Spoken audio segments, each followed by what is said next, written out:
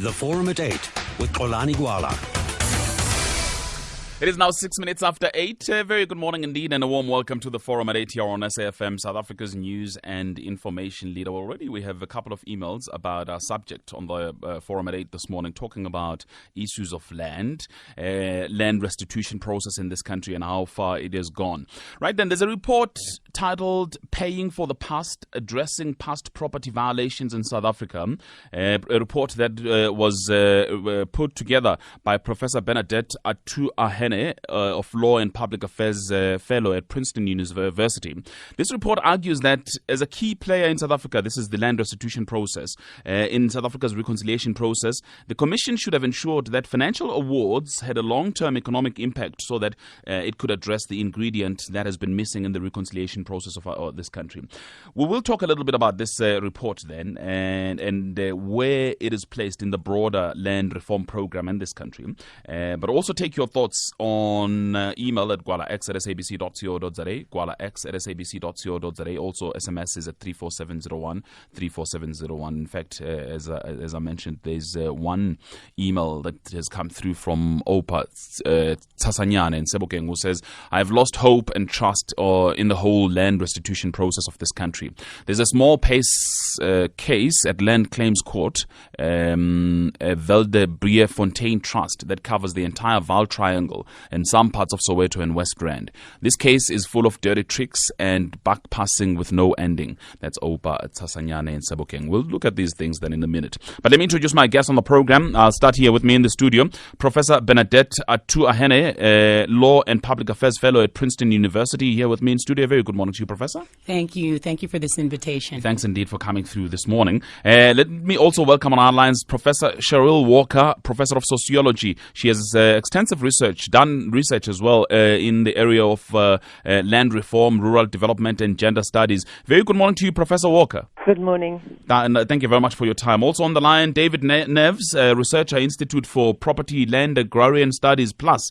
David, good morning. Good morning, Xolani. Hi, how are you? I'm very well. Thanks indeed for coming through, David. Much appreciated. Right. Professor Atu-Ahene wrote this report. If you can just take us briefly around some of the findings, because you did research here, you spoke to families involved. Firstly, what were you looking for and what did you find? Right. So I worked closely with the Land Restitution Commission. I did over 150 interviews of people who received some kind of compensation through the Land Restitution Commission. And the report you have before you is about those 80 of the 150 that chose financial compensation. Mm-hmm. And the question the report answers is how did the people spend the money? Mm-hmm. And what I found, the kind of significant finding of the report was that 30% of the people spent the money in such a way that increased their net economic assets. Most of those people spent the money on improving their home, which increased the value of their primary asset. 32% of the people spent the money such that it had a moderate economic impact, and 38% of the people spent the money such that it had a low economic impact. And the significance of this in terms of policy is that in around 2005, 2006, the Commission began de-emphasizing the financial compensation option in a really problematic way. So they would go to a community and give all the options. I have quotes from Linda Faleni, who was the Regional Land Claims Commissioner for the Eastern Cape, saying that, they go very thoroughly through development, and when they got to financial compensation, they would hurry through it, right, to encourage people not to take financial compensation. The only problem, which is good, because when you get land, you get more, but the only problem with that is the Commission has a monopoly on information. So when you don't give people information, you're basically removing that option.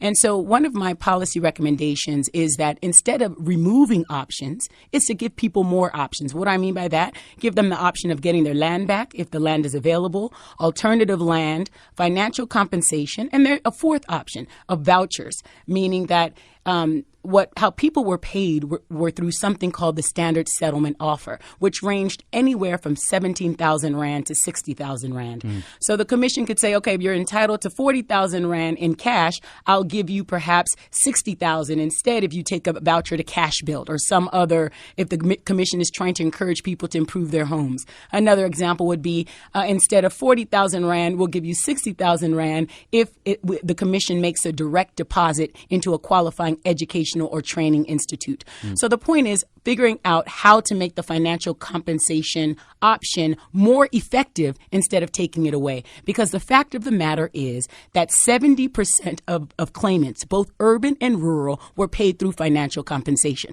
That's the fact. Sure. So we need to deal with the fact and figure out how to make that more effective. Let me go back, though. Part of the problem here in South Africa is that we've got to deal with the skewed patterns of ownership, and financial compensation doesn't deal with that issue. I couldn't agree with you more. And I really think, because that is one of the things that has been bedeviling South Africa's democracy since its inception, is this kind of, 87-13 number. 87% of the land was owned by whites, who constituted less than 10% of the population. And as of 2008, less than 10% of that, land has changed from black hands to white hands. But my contention is this: the appropriate place let me start. Land reform is a three-pronged process. It's land restitution, redistribution, and tenure reform.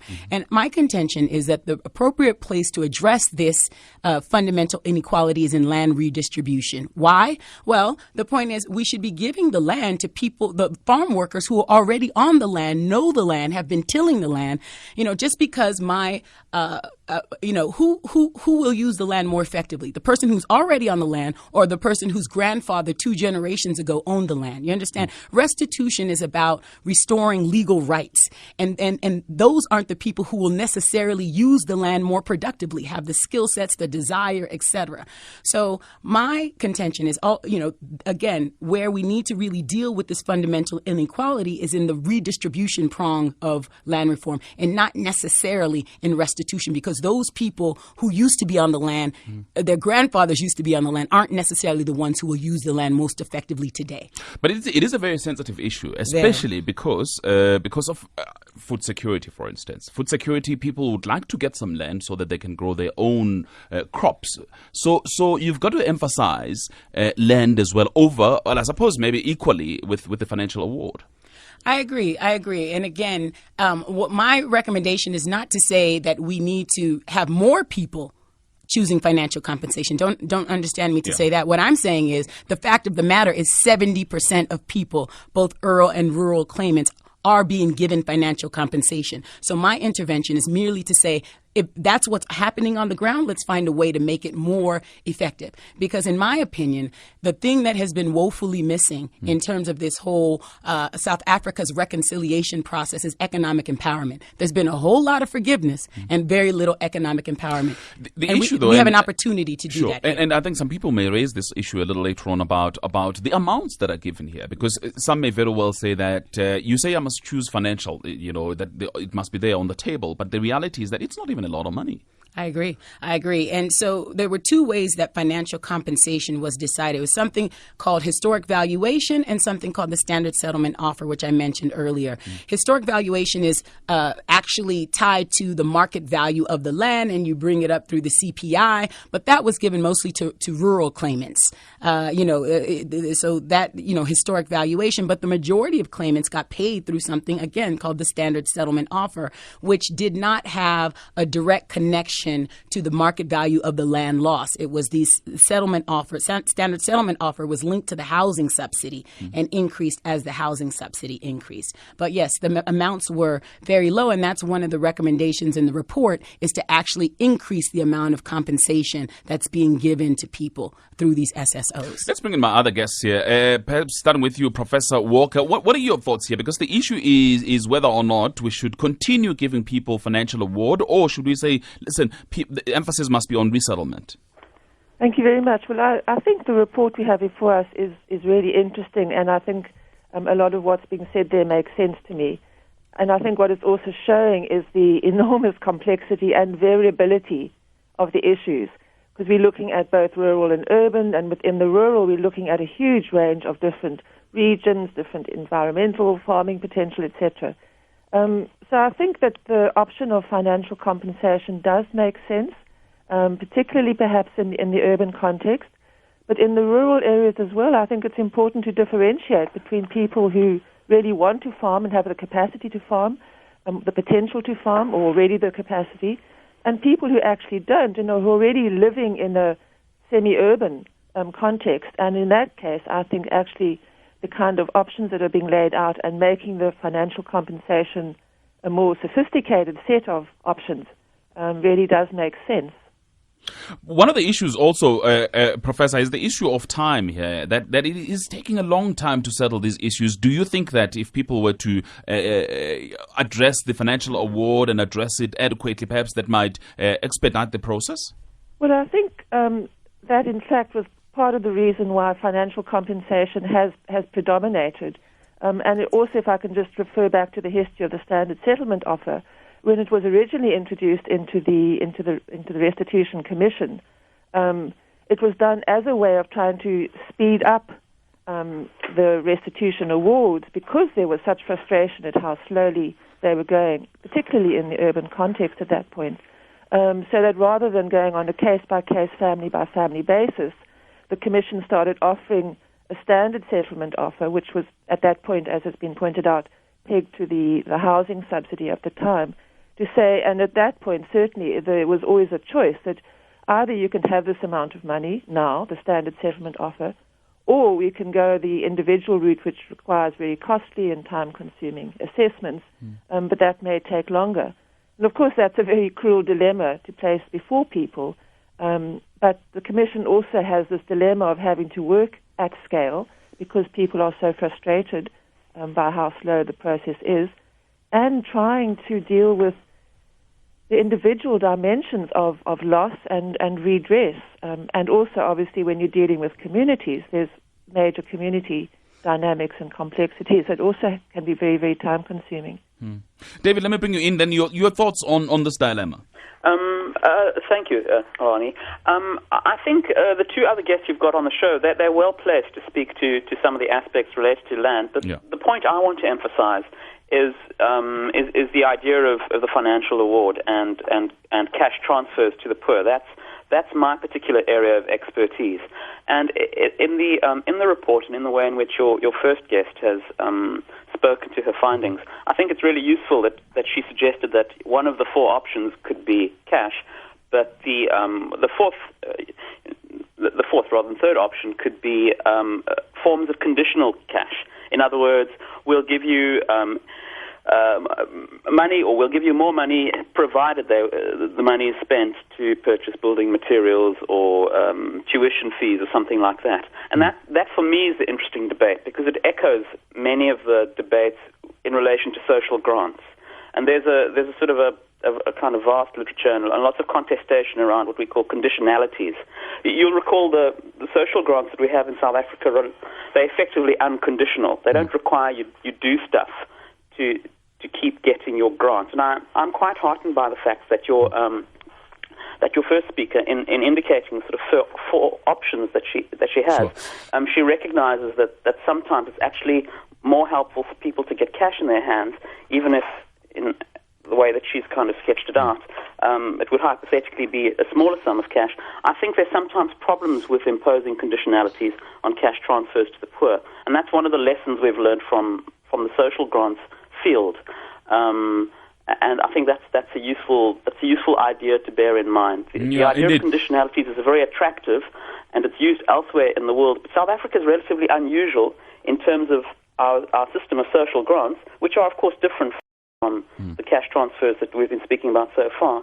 But our system of social grants are unconditional. The grants are made without conditions, and there's strong evidence to suggest that's appropriate and that works well in this context. Yeah. Because, Professor Atuhane, the issue is whether or not these are conditionalities or are these post-settlement support mechanisms. Because some people say either way, whether you resettle people, you need to give them some sort of support afterwards. Whether you give them money, give them support afterwards as well. Right. So, yeah. I would characterize, so the voucher, so as he said, I'm saying give them the land, alternative land if it's not available, cash settlement or a voucher. Those are the kind of options on the table. But then the fifth thing that I talk about in the report is what you're talking about, this idea of support, is also to give people, once they receive the award, a financial counselor to help them choose between these various options, right? Because choice without kind of information is no choice at all. Sure. And so, yes, so in terms of the support that people are to be given, it's this financial counselor. I'll open the lines, by the way, 0891 104 208, 0891 104 208. But again, Professor, there's going to be this question, and it's come through on SMS here. Somebody says, why is it difficult to get back our land? Because people are saying, and you've got a book here, your book is titled, We Want What's Ours. People are saying, why is it difficult to get back our land? Why are you talking about all these options? Give us back our land. Right. Well, the point is land transfer is a highly complicated process. And as Professor Walker noted in her comments, that's precisely why the Commission initially started with financial compensation, and why we have such high numbers of people who receive financial compensation is because it's much easier. When you're talking about transferring land, you're talking about purchasing the land, you're talking about coordination between various departments. And I think South Africa is experiencing two things: serious capacity issues on behalf of the bureaucracy, who's supposed to be transferring, in charge of transferring this land. There's some serious capacity issues there. And on the second note, this idea that, in Brazil, for instance, before you even apply to the program, you must go through an intensive training program about how to use the land properly. And then you can think about, then you can be delivered a parcel of land. In South Africa, again, people are being given land in big groups because they're 2 generations ago, their grandfather occupied the land. Well, and not being given any thorough training. Training has been an afterthought. There is some post-settlement support, but this shouldn't be post-settlement. Before you even apply for getting a parcel of land, you need to have gone through a very rigorous training program. I think this Brazilian model is very powerful. And so, again, that goes back to my point earlier about, I think that doing this kind of transfer of land within the space of restitution is problematic because people are entitled land because of a historical right to land, not because they went through a training program or because they're going to use the land productively. And as a result, of course, that's why we see most of the land where people have been resettled lying fallow. Absolutely. Empirically, there's so many studies about how land that's been transferred is either lying fallow, underused. There's too many cases of this. And again, that's linked to this lack of systematic training of beneficiaries. All right, let me read some SMSs here. Somebody says, farmers owe more than they are worth and value their farms accordingly. The farmers could be given the market value and asked to mentor smallholders on the farms. We'll talk a little bit about this mentoring program. Tandine Bramfisher says, I blame the fake reconciliation in the ANC of JZ for the slow restitution of land. Also, another one, the problem is this: the educated people in your studio have nothing to lose in the process beyond just talking. What else can they do, says somebody on SMS here. Sianda in Groutville says, people were upgraded from PTO to full title. Now people are selling land and government does not assist to teach people value of property. That's according to Sianda. And that's the problem that's been highlighted already here, Professor Walker. Well, there's a whole range of problems that have been highlighted there. Look, I mean, I take the point. I'm not sitting on land. I'm not having to make my living out of farming, and farming actually can be difficult at all scales. And I think that's some of the comments you've read out point that out at both the commercial scale and also at the small scale level. I do think, and I think one of the points that's emerging through the discussion is the need to differentiate between people who want to farm and between people who don't.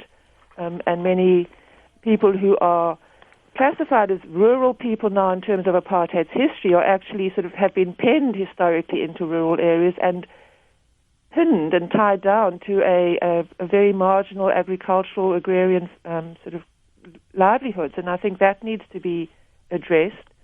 So I think there's, the problem is, of course, that the issues are extraordinarily complex, and again, that's easy to say sitting in one's office, but it does need to be recognized, the questions of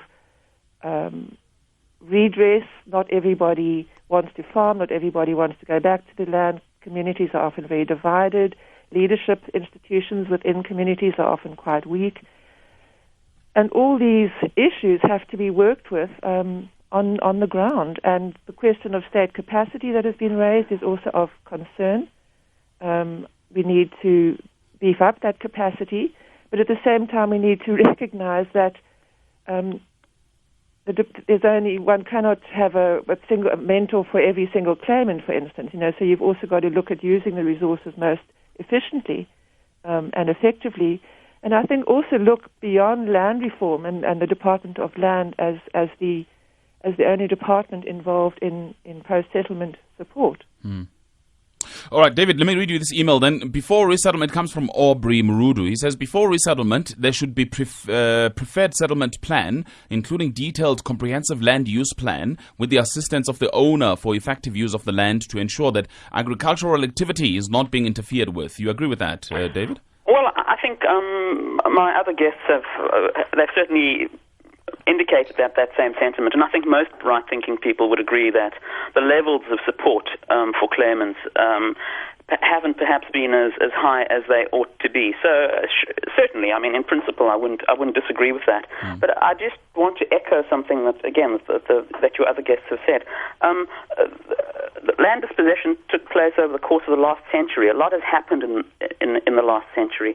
So part of the problem with the sentiment of, well, just give back the land, is that particularly in relation to urban land, there's often other stuff on it to start off with.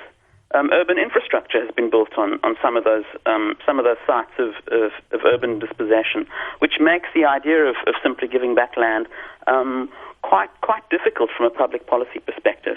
But in relation to the question that you've asked me, Olani, certainly I think virtually anybody who looks at the kind of land reform field has commented that the levels of support offered to claimants are insufficient, basically.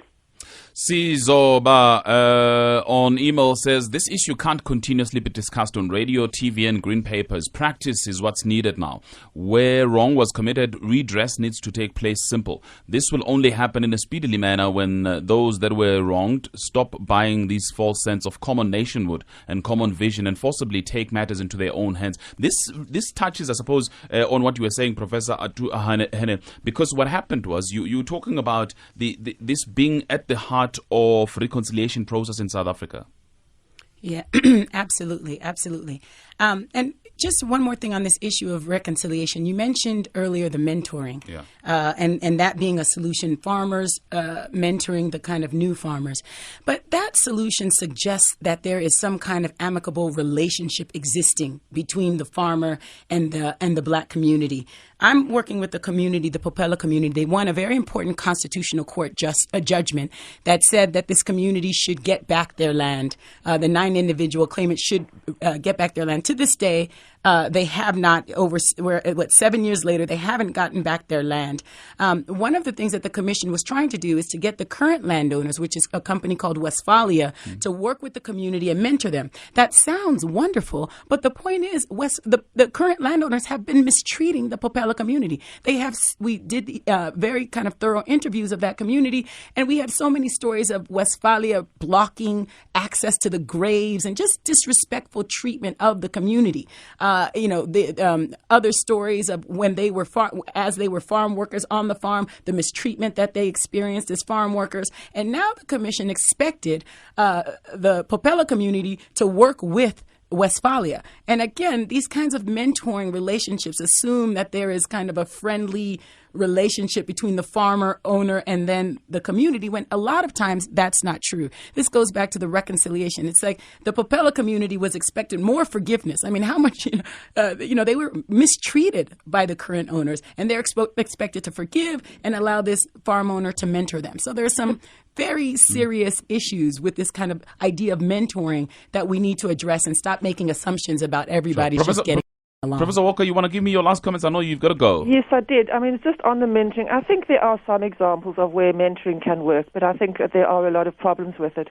What we need to remember is we have a Department of Agriculture as well, and one of the highly neglected dimensions there is agricultural extension. I mean, we really need to be bringing in other departments to be providing support for people who are farming the land. And we need to be beefing up our agricultural extension services enormously. And retraining them, I think, in many ways to apply more appropriate methods of agriculture. Okay, Professor Walker, thank you for your input this morning. My other guests and I will continue taking your thoughts on 0891 104 208, 0891 104 208. Also emails at gwalax@sabc.co.za. We're talking about land restitution process. You may very well have views that you'd like to share with us on that matter. gwalax@sabc.co.za. 34701 is the text message number here on the program. But what we should do now is to take your news out. Your property, your title is clean and clear. But in exchange for that very huge concession, we got Section 25 of the Constitution, which says expropriation will happen and market and all these other factors will be considered to make it fair. But what we have is that only one side of this bargain has been fulfilled. The people who owned the land in 1994 still have the land, but when we expropriate, we do not take into consideration factors such as how the land was acquired, the extent of state subsidy that was invested in the land. We're not even doing the research to find out those factors, to include them in the negotiations. I think that is a serious undermining of the liberation bargain. I'll go to David in a minute, but let me also read some SMSs here. Signin Tembisa says, one farm was poisoned by a previous white farmer in Zanin area before it could be transferred to black community. Senyo in Pretoria says, let an individual present a business plan to qualify for land. There's also somebody who says, if stolen goods are returned to rightful owners, does the law force those owners what to do with those goods? Why are land recipients dictated to? Muliswa in Boksburg, urban cash settlement is acceptable as it were since 1998, as well for respondents of December 2011. There's an SMS as well from JPE. Indigenous people are historically subsistence farmers. I can fund a small holding project and need plus or minus 4 and 4.5 years, but government is not interested. Another one says from Wendy says wrong. Land is not for farming only and doesn't matter what people do with their land. We need a proper land audit. That's according to Oliver. Let's go to the lines. Then there is it Nishi in Nelspruit first. Good morning, Nishi. Good morning, Kanani. How are you? I'm very well. Welcome. Yes. All right, thank you. My quick question is, I've also been frustrated with a land claim out in KZN. The problem is the response I get from the land claim is that they are still waiting for the municipality to make land available. Yet the very piece of land that I'm claiming is still vacant to this date.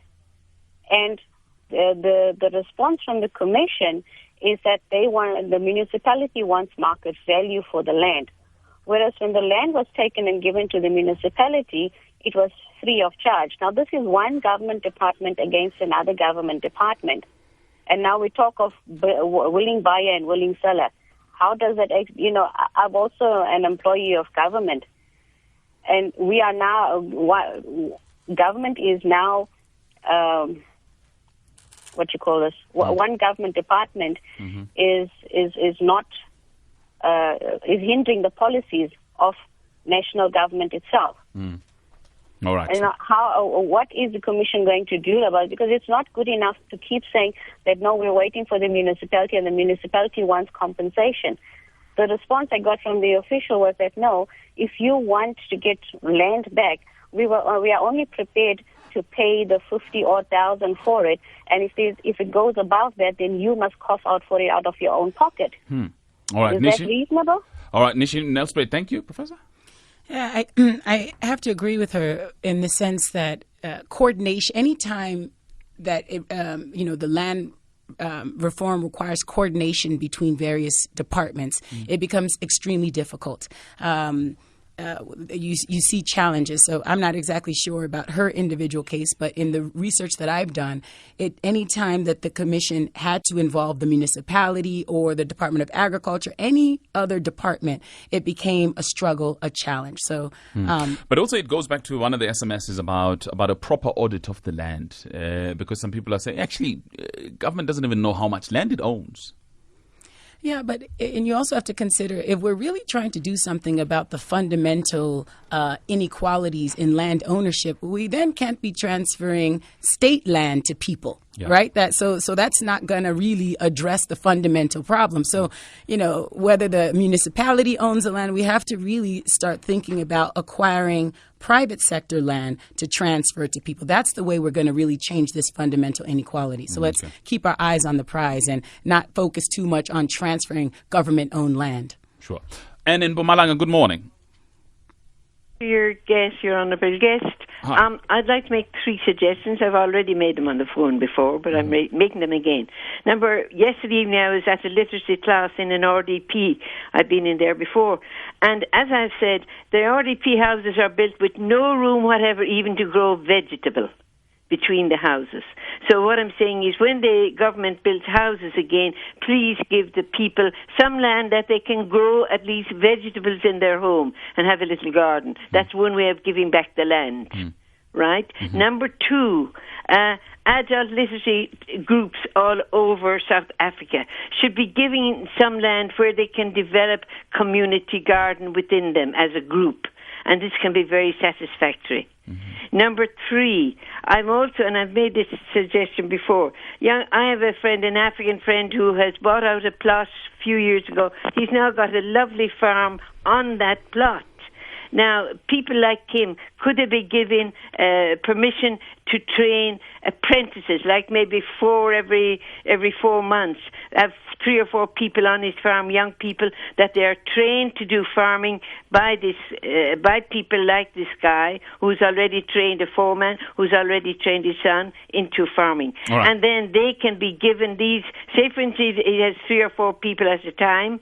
They can be then, when they're trained, given land themselves, so that we don't have the situation. We have land that has been given over here fairly near me, and there's nothing being done on it, acres of it. Right, that's Anne in Mpumalanga. Thank you. Some SMSs, somebody says the traditional form of land ownership in South Africa is communal. Isn't it correct then that all black South Africans still have rural homes and access to land in that way? Another one from Lindell says the South African state has the right to expropriate but has never put money into the budget to pay market price. Lindell also saying subsistence farming will not feed the cities. Let's hear from Stanley in Benoni. Stanley, good morning. Thanks so much, Kolani. Yes, if you could please just switch off your radio. Professor, the way she put things clearly. I think our government is failing the nation. As the professor is saying that we got this act, appropriation of land. Why the government does not do that? It's 18 years down the line, we're not seeing any movement. Everybody is scared because the white minority will take us to court. They always use the court as their scapegoat because they got money. And those poor people that do not have money to take them off, they won't do anything. And the government just folding arms. Okay, Stanley in Benoni, unfortunately your radio is on and therefore we're getting feedback. But I'll take calls, by the way, more calls, 0891 104 208, 0891 104 208. Before I come back to the professor, David, you want to say something?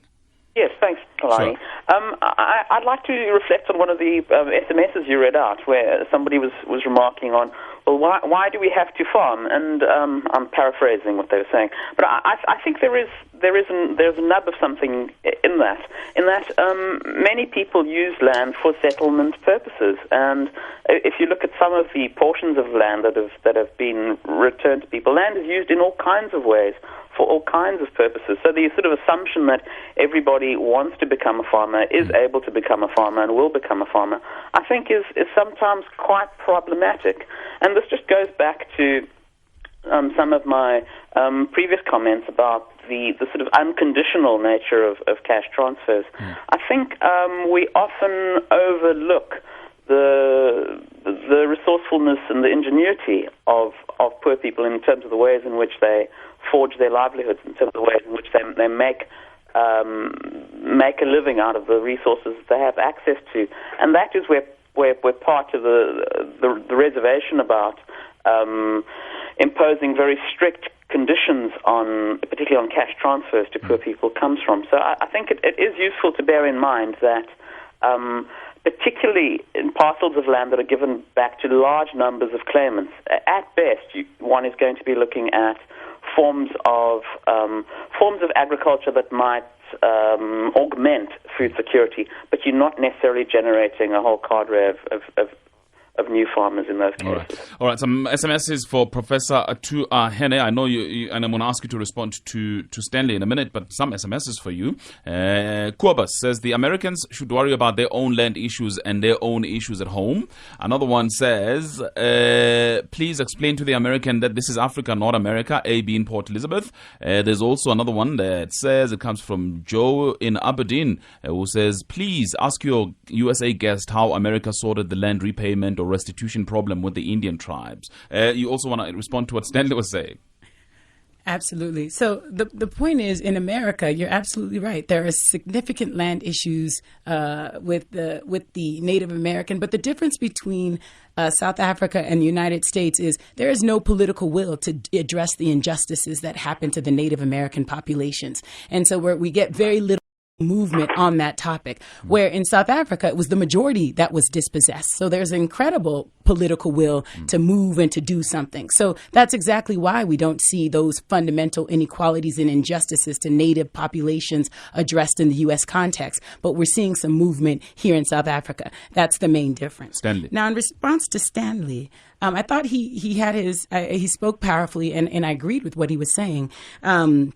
So when you ask what is it that is preventing the commission or the government from expropriating, and I think my analysis is that, in fact, that the research that was done on each of these claims is so weak that by the time they get to court, the research that was done in terms of researching the validity and verifying the claims, by the time they get to court, that research can't stand up in court. And so you're finding the commission losing a majority of its cases when it gets to court. So there needs to be some more kind of strengthening of the process of doing the research for the claims so that when they do perhaps get to court, they can stand, and the commission won't be losing so many of its cases. All right. It's 9 minutes now before 9. A couple of calls already. Sedman in Butterworth, Yaj in Cape Town. Please hold for me. I'll also look at some of the SMSs and emails. But for now, we need to take a quick break, and we'll be back in a second. The Forum at 8 with Xolani Gwala. Right, 7 minutes now before 9. Some SMSs. Somebody says, in fact, it's Nazir in Benoni who says, we need a farming university, and that will teach people the finer points here. But before we get a response to this, then, let's hear from Yaj in Cape Town first. Hello, Yaj. Morning, Xolani. Hello, welcome. Morning to your guest. I did send an SMS, but I'm not sure if it was read. Anyway, my point is that to help resolve the land issue, we need a land tax based on the market value of the land. This should be sufficient enough to replace income tax, VAT, and rates, etc. The idea behind this is to lower the price of land, to free up land for redistribution, to prevent the hoarding and speculation on land.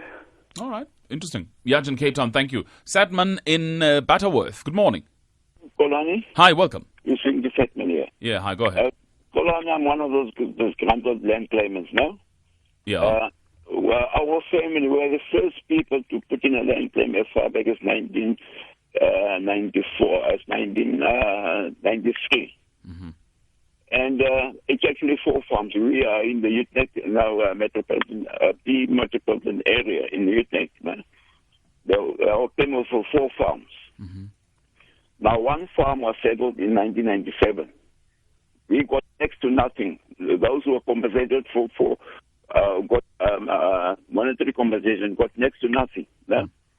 And there are still 3 farms outstanding. Now, in 2008, the commission came up with a finding that our claim was legitimate. And they promised us within a matter of 6 months we'll be getting monetary compensation. They said if we opted for monetary compensation, it will take a matter of 6 months. Now it's 5 years down the line. Nothing has happened. I've taken my case up with a public protector, and it's about a year now. We have heard anything from them as well. Okay. All right, Sedman in Butterworth, thank you very much. Professor? Yeah, I'd like to respond to the comment about the young woman who said that what's needed is a farming university. Yeah.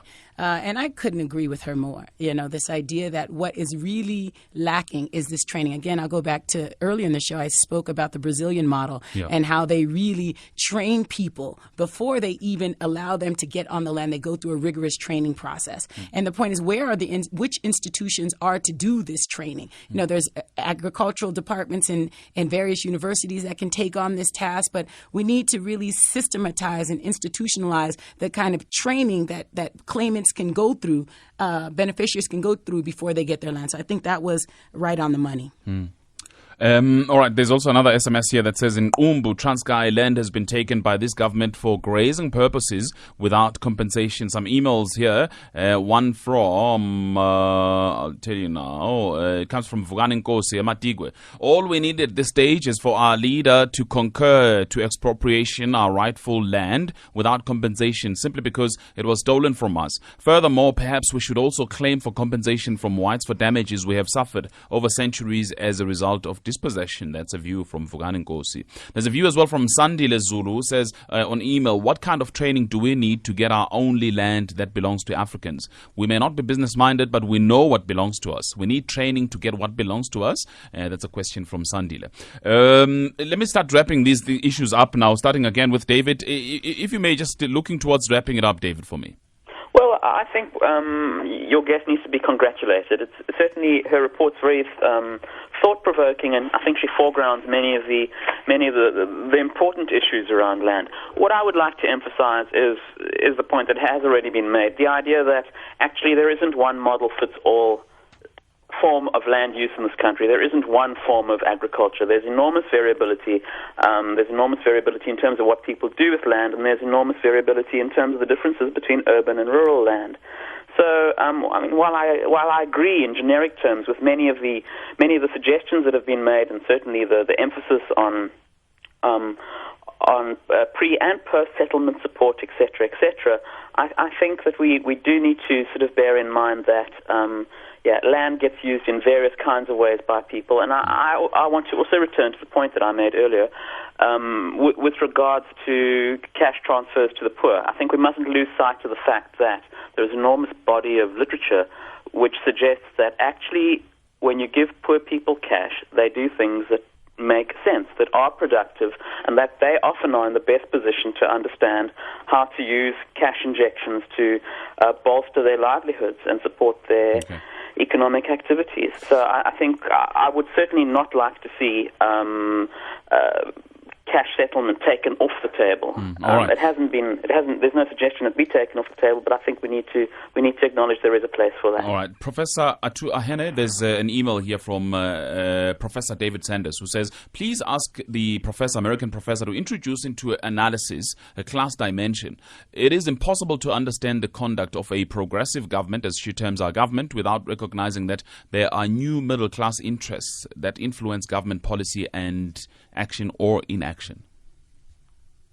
Are there other interests other than, because the argument here is that land is not just a race issue now, it's also a class issue. Yeah, I think that's right. I think that's right. I think that there are certain class issues that can explain what's going on, but I think really, I think my analysis of what's going on has to do with the lack of a viable opposition party. So the point is this: if ANC fails to redistribute the land, who is that affecting? It's affecting their constituency, right? Their African constituency.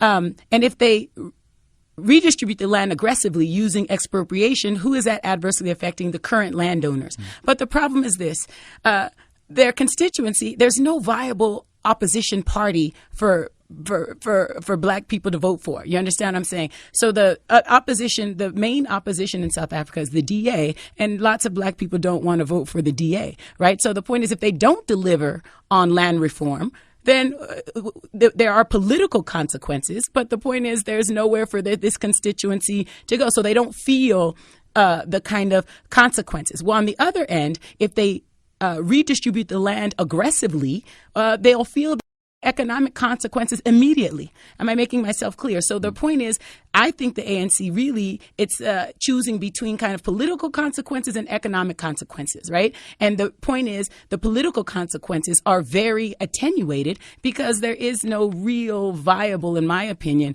opposition party that black people can vote for. And so I think that's what is driving this kind of slow move on expropriation. Indeed. Well, we've got to wrap it up here. Professor Bernadette Atu Ahene, Law and Public Affairs Fellow at Princeton Universities. I thank you for your I thank you for your time this morning. Also, I'd like to thank David Neves, researcher at the Institute for Poverty, Land and Agrarian Studies Plus, who came through for us on the line. Thanks indeed for your time. I know you're going back to the U.S. today. I am. Oh, right. Thank you very much. Well, because some people have sent SMSs wanting to know the contact details, perhaps, where they can... Well, they can also get the report on the HSRC website, and then the contact details are actually inside the report. Okay, that's fantastic. HSRC website, Human Sciences Research Council. Thank you very much again. And thank you for this invitation. Much appreciated. Thank you for listening to our program today. We'll be back again tomorrow, 6 to 9 here on SAFM, South Africa's news and information leader. It's time for Morning Talk Cheer. It's time for Morning Talk Cheer. It's time for Morning Talk Cheer. It's time for Morning